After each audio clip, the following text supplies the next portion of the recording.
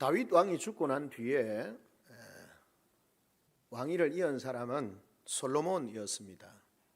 아는 것처럼 우리가 그 왕위를 계승하는 과정 가운데 이런저런 소동도 있긴 했습니다만은 어쨌든 솔로몬이 왕으로 세움을 받게 되어졌습니다. 우리가 아는 것처럼 이 솔로몬은 다윗과 바세바 사이에서 태어난 아이입니다. 솔로몬이라는 이름은 사실은 샬롬이라고 하는 평화라고 하는 그 의미에서, 그 단어에서 파생한 것으로 그렇게 볼 수 있습니다. 또 솔로몬의 다른 이름은 여다디아라는 말이죠. 이름이 있습니다. 이것은 여호와께 사랑받는 자라는 그런 의미를 가진 이름도 부여받게 되어집니다. 우리 솔로몬 이렇게 생각하면 가장 먼저 생각하는 것이 지혜로운 왕, 부자였던 왕, 그렇게 생각을 합니다. 그래서 오늘 본문에도 그렇지만 많은 사람들이 솔로몬의 지혜에 주목을 하고 있는 그런 것들을 보게 되어집니다.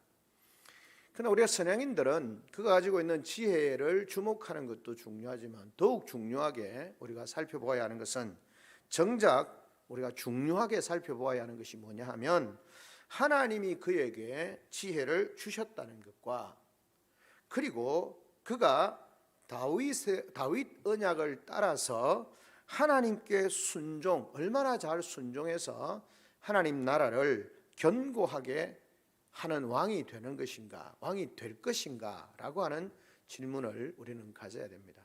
성경을 전체적으로 볼 때에 우리가 단편적으로 솔로몬에 집중을 하면 그의 지혜, 그의 부강함, 이런 여러 가지들을 볼 수 있지만, 더 큰 의미에 있어서는 하나님 나라의 왕으로 세운, 그리고 그에게 하나님이 지혜를 주셨는데, 필요한 걸 주셨는데 그가 그것을 가지고 얼마나 하나님 나라의 계획을 따라서 그 하나님 나라의 선한 왕으로, 하나님 나라를 경고케 하는 충성된 왕으로 그 일을 얼마나 잘 감당하는가라고 하는 것을 말씀을 통해서 살펴볼 수 있는 것입니다. 그런 면에 있어서 지혜의 왕 솔로몬, 중요한 것은 그의 지혜가 하나님께로부터 왔다라고 하는 것을 우리가 기억을 해야 하는 것입니다. 자, 우리가 오늘 본문에서 살펴본 것처럼 이 솔로몬이 왕이 되고 난 뒤에 어느 날 그가 마음의 소원을 가지고 하나님 앞에 번제를 드리게 되어집니다. 우리가 나오는 것처럼 일천번제라고 하는 그 일천번제를 하나님 앞에 드립니다. 매일 한 번씩 드려서 뭐 일천일을 드렸냐 그런 건 아닌 것 같고요.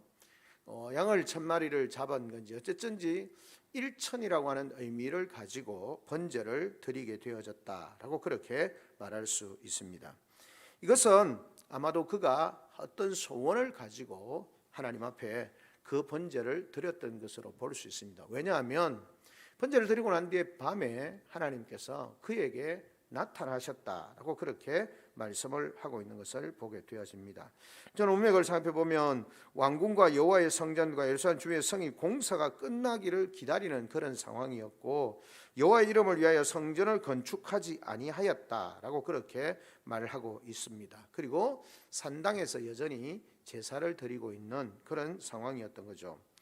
그런데 솔로몬이 여호와를 사랑하고 그의 아버지 다윗의 법도를 행하였으나 산당에서 제사하고 분향하는 그런 상황 가운데서 이 왕이 제사를 기본으로 가서 거기서 산당이 굉장히 컸고 거기에서 일천번제를, 그 제단에 일천번제를 드렸다라고 그렇게 말씀을 하고 있는 것을 보게 되어지는 것입니다. 자, 일천번제를 드렸는데 그 밤에 5절에 기브온에서 밤에 여호와께서 솔로몬의 꿈에 나타나셨다. 그리고 하나님께서 이르시되 내가 네게 무엇을 줄고 너는 구하라라고 그렇게 말씀합니다. 일천번제를 드릴 때에 어떤 목적을 가지고 그가 고민하는 바, 이 하나님이 나를 왕으로 세우셨는데 내가 어떻게 이 나라를 잘 됐을까, 어떻게 하나님께 잘 순종할까라는 마음을 가지고 일천번제를 하나님 앞에 드리게 되는 거죠. 그런 상황 가운데서 밤이 되어지니까 잠을 자게 되어졌고, 그 밤에 하나님께서 그에게 나타나셔서 말씀을 하고 있는 것을 보게 되어집니다. 내가 네게 무엇을 줄고 너는 구하라 라고 그렇게 말씀을 하고 있는 것을 보게 되어집니다.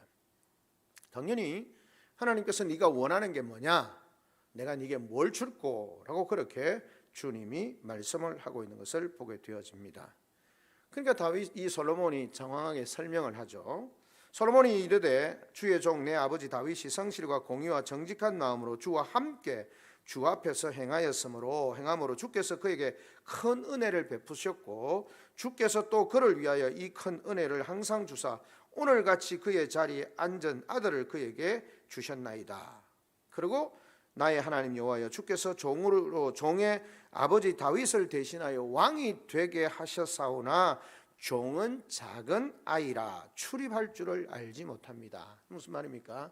하나님께서 내 아버지 다윗과 동행하시면서 그가 하나님을 잘 섬겼고 하나님의 말씀에 순종했고 그래서 하나님께서 여기까지 인도하셨고 축복하셨습니다 라고 그렇게 말하고 있는 것이죠. 그러면서 뒤에 하는 말이 뭡니까?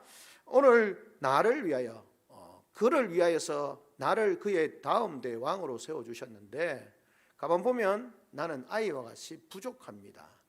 출입에 감당하기 어렵습니다 라고 그렇게 말하고 있는 것을 보게 되어지는 것입니다. 왜냐하면 왜 어리냐? 8절 주께서 택하신 백성 가운데 있나이다. 그들은 큰 백성이라 수요가 많아서 셀 수도 없고 기록할 수도 없사오니 누가 이 주의 이 많은 백성을 재판할 수 있사오리까? 듣는 마음을 종에게 주사 주의 백성을 재판하여 선악을 분별하게 하소서. 무슨 말입니까? 왕으로 세워주셨는데 나는 부족합니다. 그렇다면 내가 이 부족한 아이가 어떻게 왕으로 세우신 하나님께서 나를 왕으로 세우셨는데 그 왕의 직무를 잘 감당할 수 있는지, 나는 아이인데 부족한데 내게 하나님께서 그 일을 잘 감당할 수 있도록 하나님께서 필요한 것을 주시면 좋겠습니다 라고 그렇게 말하고 있는 것을 보게 되어집니다. 그러니까 솔로몬이 10절에 이것을 구하며 그 말씀이 주의 마음에 던지라 라고 그렇게 말씀합니다. 그러니까 솔로몬이 구한 것은 우리가 솔로몬의 지혜다 그렇게 말하는데 앞에 말한 것처럼 백성이 많고 수요가 많고 이 많은 사람들에게 누가 저대로 재판을 할 수 있겠습니까? 그리고 올바른 재판을 위해서 듣는 귀를 주시고 듣는 마음과 그 모든 것들을 주셔서 내가 잘 감당할 수 있도록 하나님 은혜를 베풀어 주십시오 라고 그렇게 말씀을 하고 있는 것을 보게 되어집니다. 12절에 내가 네 말대로 하여 네게 지혜롭고 총명한 마음을 주노니, 그래서 하나님이 솔로몬이 지혜를 구했다죠. 솔로몬은 지혜라는 말보다는 자기에게 주어진 그 직무를 잘 감당할 수 있는 무엇을 주시면서 좋겠다. 그것이 바로 하늘로부터는 지혜다. 그렇게 하나님이 말씀하시고 그 지혜를 구하였으니 내가 네게 모든 것을 주겠다라고 그렇게 말씀을 하고 있는 것을 보게 되어지는 것입니다. 그래서 하나님께서 그에게 지혜를 주셨다라고 기록을 하고 있는 것을 보게 되어집니다. 눈을 번쩍 뜨니까 꿈이었던 거죠. 솔로몬이 깨어보니 꿈이더라. 이 예루살렘으로 이르러 여호와 언약궤 앞에 서서 번제와 감사의 제물을 드리고 모든 신하들을 위하여 잔치하였더라. 4장에 넘어가서 솔로몬의 지혜에 대해서 말씀을 하고 있는 것입니다. 솔로몬이 하나님 앞에 구한 것이 무엇이었습니까? 듣는 마음과 선악을 구별할 수 있는 지혜를 구하였다라고 그렇게 말씀을 하고 있는 것을 보게 되어집니다. 솔로몬은 하나님이 네게 뭘 줄꼬? 라고 그렇게 질문을 하셨을 때 부도 장수도 원수의 소멸도 구하지 않았다라고 그렇게 말씀을 하고 있는 것을 보게 되어집니다. 오히려 하나님의 뜻대로 하나님의 뜻을 쫓아서 그 백성들을 잘 다스릴 수 있도록 하나님이 그 방법을 지혜를 주시도록 구하고 있는 것을 보게 되어집니다. 듣는 마음과 선악을 구별할 수 있는 마음, 분별을 할 수 있는 지혜를 구하게 되어지는 것입니다. 왜 중요하냐면 이스라엘의 왕은 하나님의 대리 통치자입니다. 그러니까 하나님 나라의 모형으로 세운 이스라엘이라고 하는 공동체에 하나님이 직접 다스리는 것이 아니라 하나님께서 대리자인 왕을 통해서 그 나라를 다스리는 거죠. 그러니까 솔로몬이 하나님의 대리인으로 그 백성을 다스리도록 세운 그 왕의 직무, 그러니까 왕의 직무라는 것은 자기의 권세를 드러내고 힘을 드러내고 권력을 마음껏 사용하고 그런 것이 아니라 하나님의 뜻을 분별하고 하나님의 방식으로 그 백성들을 하나님이 기뻐하시는 모습, 또 그 백성들이 하나님을 경외하는 삶의 자리로 나아갈 수 있도록 하나님께서 주시는 지혜로 그 일을 감당하는 것이다 라고 하는 것을 우리에게 말씀해 주고 있습니다. 사실 세상의 왕들은 어떻습니까? 지도자들은 자기 마음대로 결정하고 판결을 내리는 세상의 왕들과는 다르게 솔로몬은 하나님의 뜻과 하나님의 말씀에 기초하여서 다스리기 위해서 하나님께서 주시는 그 지혜대로 잘 다스리기 위해서 듣는 마음과 지혜로움을 주셔서 그것을 잘 판결할 수 있도록 하나님 앞에 기도하고 있는 것을 보게 되어집니다. 사실 에덴 동산으로부터 하나님께서 에덴 동산에 아담과 하와를 세우시고 대리 통치자로서 그 아담에게 말씀하셨죠. 생육하고 번성하고 땅에 충만하고 땅의 모든 것을 다스리라고 하나님이 말씀하셨습니다. 다스림의 권한이 그에게 주어졌지만 그는 궁극적인 최종의 통치자가 아니라 참된 통치자이신 하나님의 뜻을 쫓아서 하나님의 계획을 쫓아서 그 일을 잘 감당하는 것이 되어야 된다라고 하는 것입니다. 그런 면에 있어서 첫 번째 우리가 생각해 볼 수 있는 것은 지도자가 된다라는 것은 가장 먼저 가장 좋은 지도자는 하나님과의 관계가 바로 서 있는 지도자여야 된다는 겁니다. 무슨 말이냐? 내가 뭔 지도자가 되어졌다라고 생각을 할 때에 내가 생각하는 대로 모든 것을 결정하는 것이 아니라는 거죠. 하나님의 계획이 뭐냐? 하나님의 뜻이 뭐냐라는 것입니다. 주님도 이 땅에 계시면서 새벽을 깨워서 늘 하나님과 교제하시는 거죠. 이 땅에 하나님의 뜻을 이루기 위해서 오신 분명히 뜻이 있으신 거죠. 아시는 거죠. 그럼에도 불구하고 늘 하나님과의 교제를 통해서 하나님의 뜻을 구하는 것이고 하나님의 뜻을 구할 뿐만 아니라 하나님의 지혜와 능력을 구하는 삶을 사셨던 거죠. 이 땅의 지도자들의 생각은 다른 거죠. 그래서 예수님도 세상의 통치자들은 자기 소견에 자기 마음대로 막 권세를 난무하고 그렇게 하지만 하나님 나라의 통치자는 섬기는 자가 되어져야 한다라고 그렇게 말씀을 하고 있는 것을 보게 되어지는 것입니다.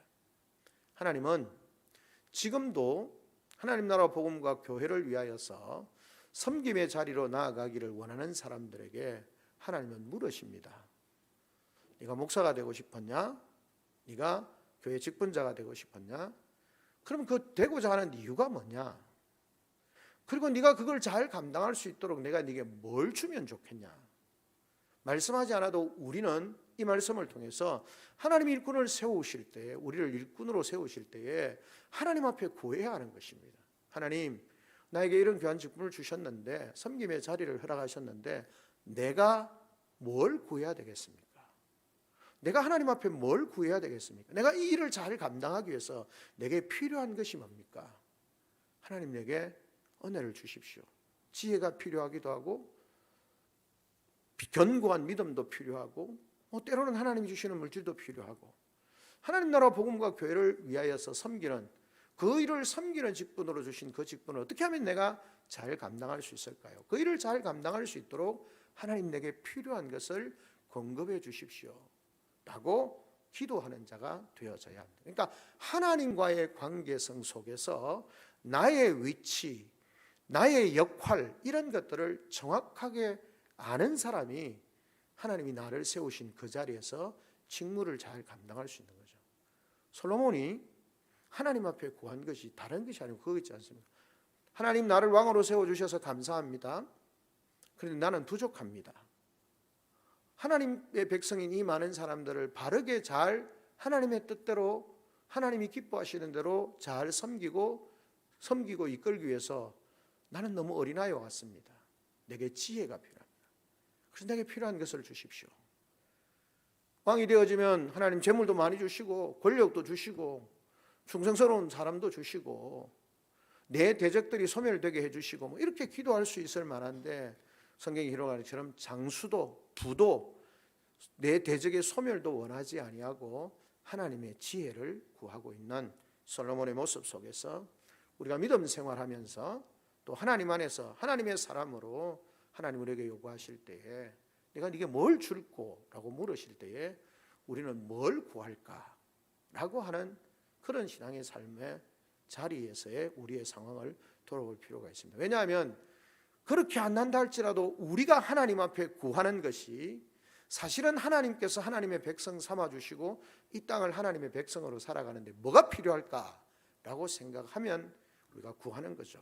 우리가 구하는 것이 뭐냐라고 생각을 해보면 하나님이 나를 부르시고 나를 통해서 역사하시고자 하는 일에 얼마나 합당한 것을 구하고 있는가라고 하는 것을 돌아볼 필요가, 생각해 볼 필요가 있는 것이고 느낄 수 있게 되는 것이죠.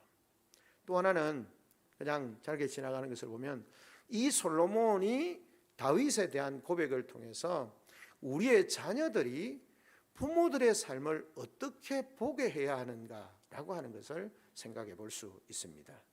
그가 말하는 것이 무엇입니까? 6절에 주의 종 내 아버지 다윗이 성실과 공의와 정직한 마음으로 주와 함께 주 앞에서 행함으로 주께서 그에게 큰 은혜를 베푸셨고 주께서 또 그를 위하여 이 큰 은혜를 항상 주사 오늘같이 그의 자리에 아들을 그에게 주셨나이다.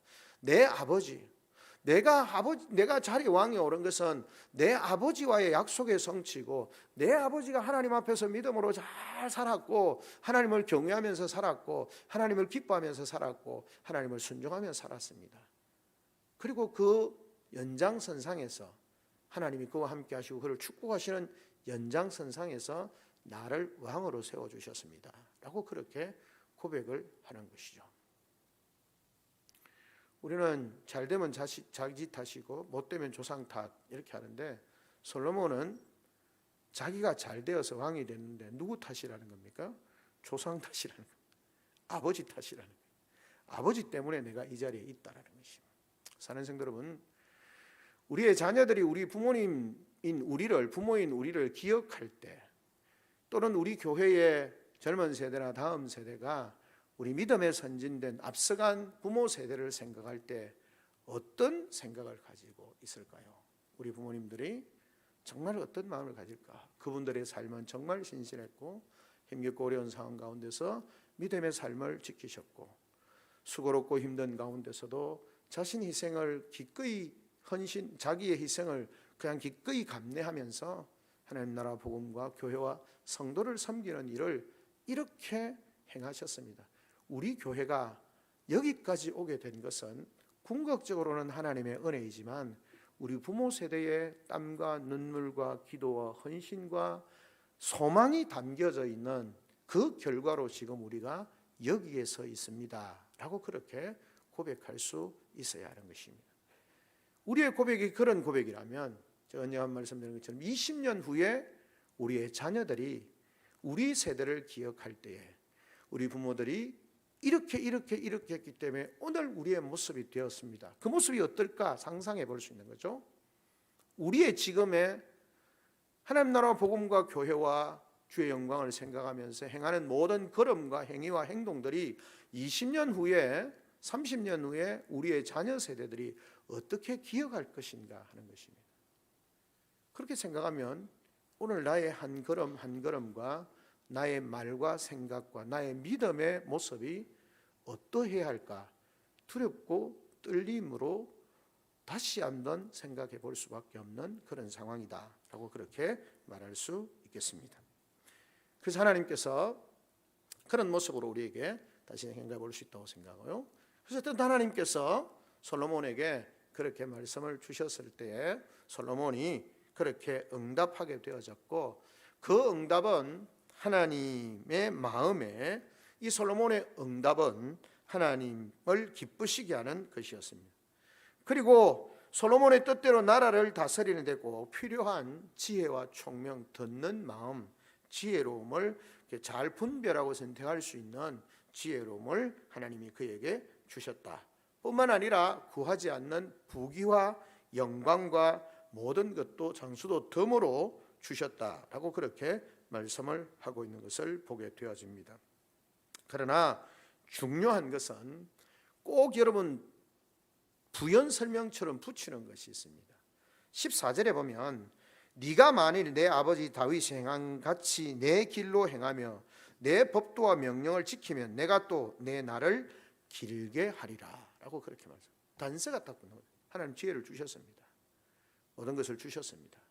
그리고는 단서가 뭐냐면 네가 고백했던 것처럼 네 아버지가 그렇게 살아서 하나님이 축복하셨고 네가 대를 이어서 왕이 되게 한 것처럼 또 네 소원을 가진 것처럼 너의 삶이 하나님 앞에서 내 아버지 다윗과 같이 그렇게 계속 되어진다면 그 축복을 네가 누리게 될 것이다 라고 하는 것입니다.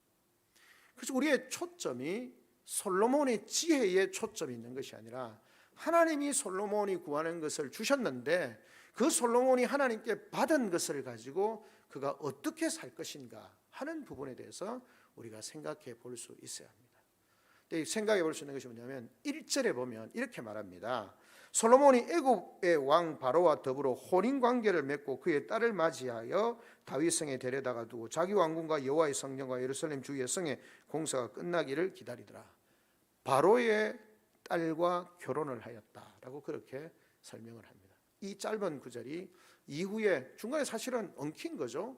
바로의 딸과 결혼하는 것은 정치적인 정책적인 연대라고 볼 수 있습니다. 아내는 하나님의 지혜를 구하는 거죠.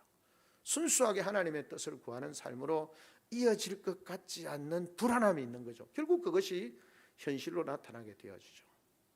하나님의 뜻을 쫓아 살다가 뒤에 가면서 솔로몬은 바로의 왕의 딸과 결혼뿐만 아니라 그 주변의 나라들과 정략 결혼을 하면서 그 나라를 유지하려고 하는 거죠. 그래서 결국은 이 나라가 갈라지게 되어지고 솔로몬 때는 아니지만 하나님 분명히 말씀합니다. 나라가 갈라지는 것은 르호보암 때문이 아니라 바로 솔로몬 때문입니다.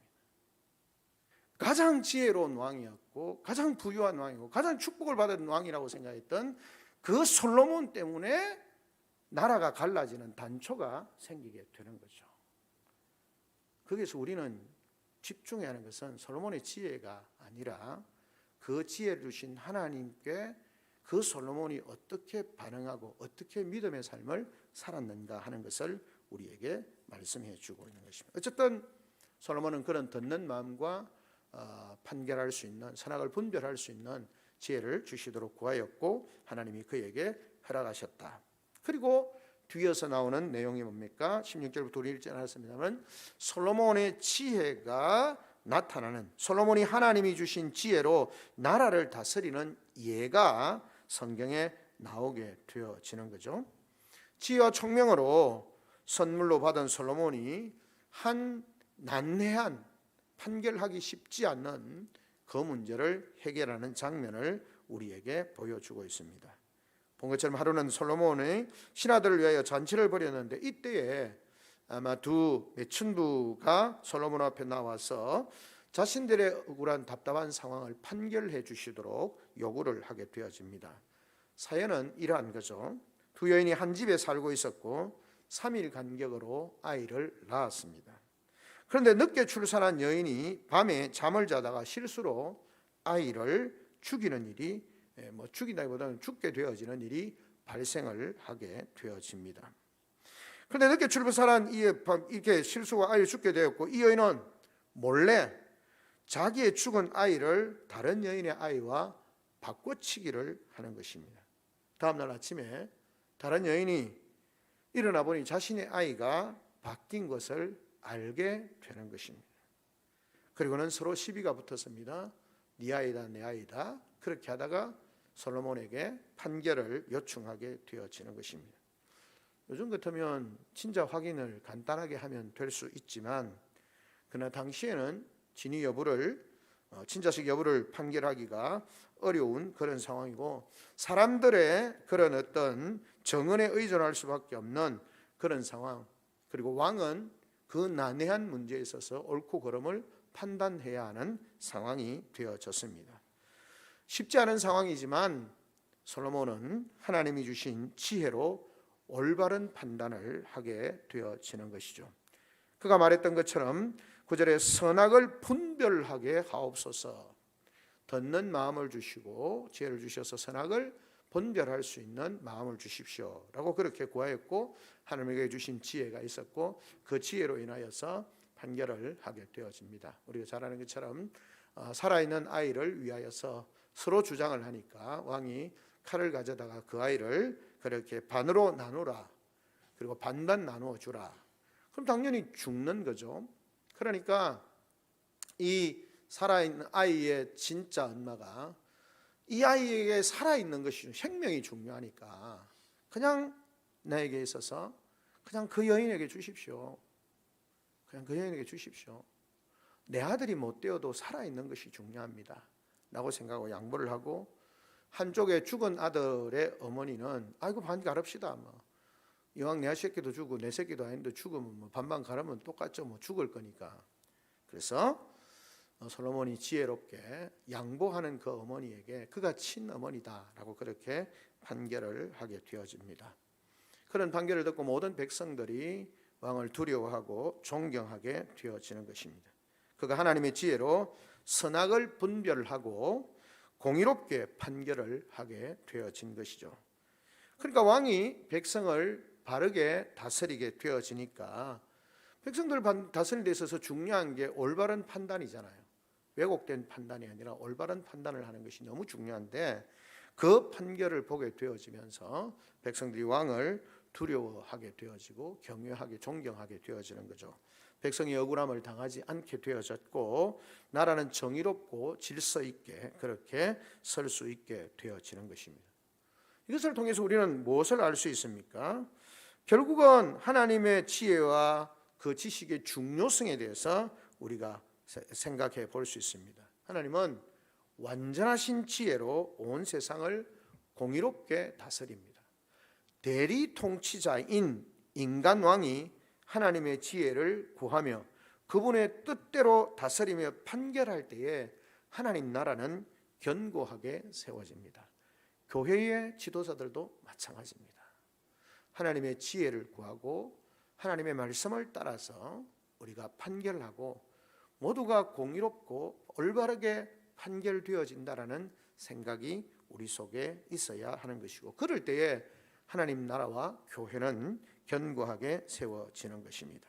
그런 부분을 우리에게 보여주고 있는 것이죠. 그래서 우리는 성도들에게 하나님 앞에 구해야 합니다. 하나님의 지혜를 구하고, 그래서 우리는 늘 우리의 일터와 사역 가운데 올바르고 공정하고 바른 삶을 위해서 하나님의 지혜를 구하는 것이 너무나 중요하다라고 하는 것을 우리에게 알게 하고 있는 것입니다. 결국은 솔로몬은 이 송사를 통해서 공의롭게 판단할 뿐만 아니라 바르게 다스리게 되어졌고 하나님 나라 이스라엘에게 안식과 평화를 가져오게 되어지는 것입니다. 뿐만 아니라 그는 조직 체계를 이렇게 뭐랄까요, 관료 제도 체계를 또 유익하게 잘 하여서 적재적소에 사람을 세우면서 나라는 태평성대를 이루게 되어지는 그런 모습을 보게 되어지는 것입니다. 그렇게 솔로몬이 나라를 다스릴 때 이스라엘은 번영과 안식을 누리게 되어지는 것이죠.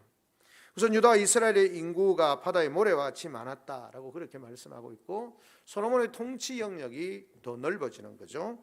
유브라데에서부터 블레셋 사람들의 땅까지 또 애굽의 지경까지 영향을 미치게 되어지는 그런 모습을 보게 되어지는 것입니다. 이것은 하나님이 아브라함과 맺으신 언약, 그 맺은 언약, 하늘의 별과 같이 무별과 같이 될 것이고 바다의 모래와 같이 될 것이다 라고 하시는 말씀의 성취가 이루어지는 것이고요.